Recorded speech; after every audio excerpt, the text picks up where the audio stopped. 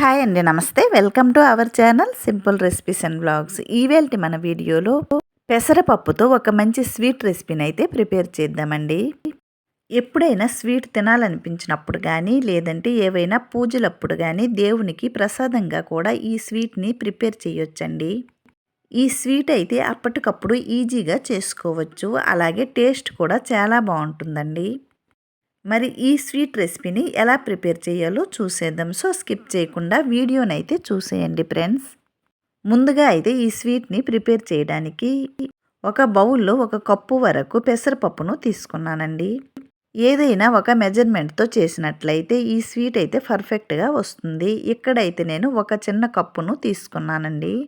మీరు ఏదైనా గ్లాస్ కానీ కప్పు కానీ కొలత ఉంచి ఈ స్వీట్ని అయితే ప్రిపేర్ చేయండి. ఈ పెసరపప్పును 2-3 సార్లు శుభ్రంగా కడిగి దీనిలో నీరు వేసి 2-3 గంటల పాటు నానబెట్టుకోవాలి. ఇలా నానిన ఈ పెసరపప్పులో వాటర్ అంతా తీసి ఈ పప్పుని మెత్తగా మిక్సీ పట్టుకోవాలండి.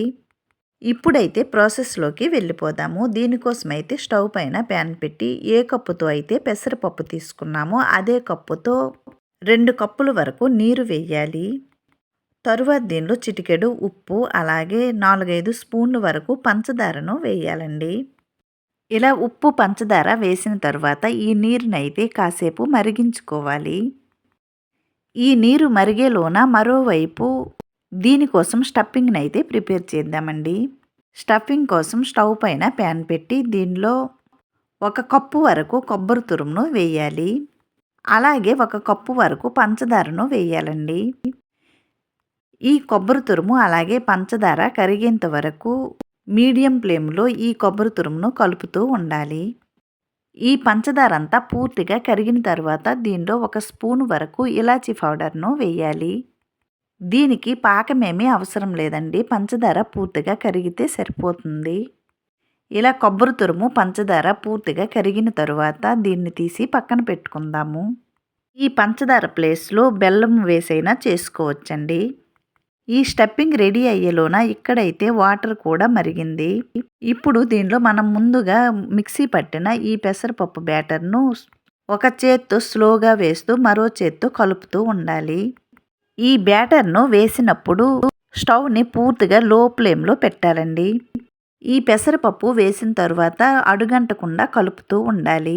ఈ పెసరపప్పు కొద్దిగా చిక్కబడిన తర్వాత దీనిలో ఏ కప్పుతో అయితే పెసరపప్పు తీసుకున్నామో అదే కప్పుతో 1/2 కప్పు వరకు గోధుమ రవ్వను వేసి ఈ బ్యాటరు ముద్దయ్యేంత వరకు కలుపుతూ ఉండాలి, లేదంటే అడుగంటేస్తుందండి.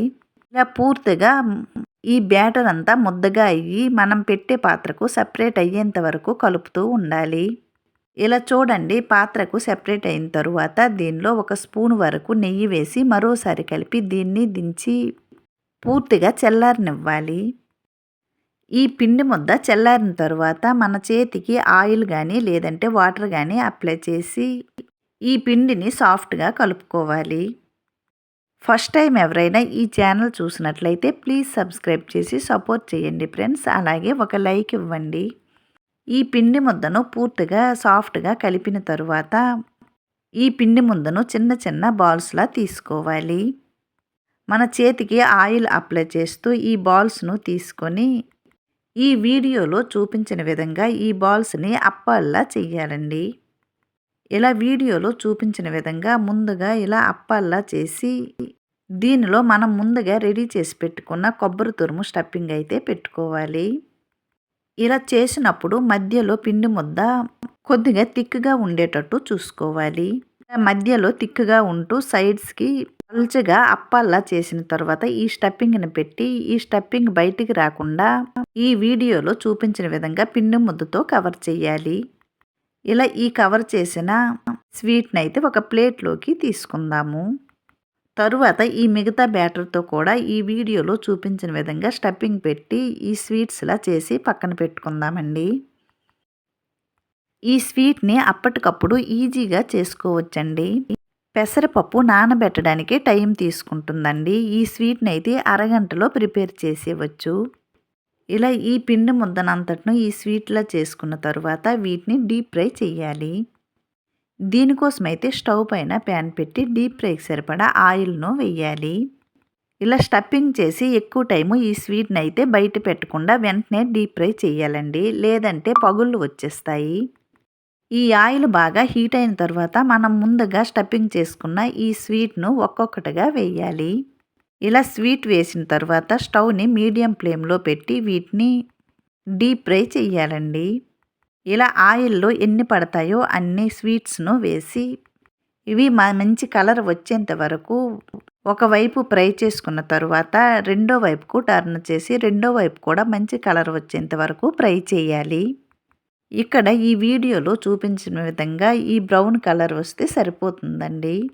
ఇలా ఫ్రై అయిన తరువాత ఈ స్వీట్ని అయితే ఒక టిష్యూ పేపర్ ఉన్న ప్లేట్లో కానీ లేదంటే ఇలా చిల్లులు ఉన్న పాత్రలో వేసినట్లయితే ఈ మిగతా ఆయిల్ ఏమైనా ఉంటే వచ్చేస్తుందండి.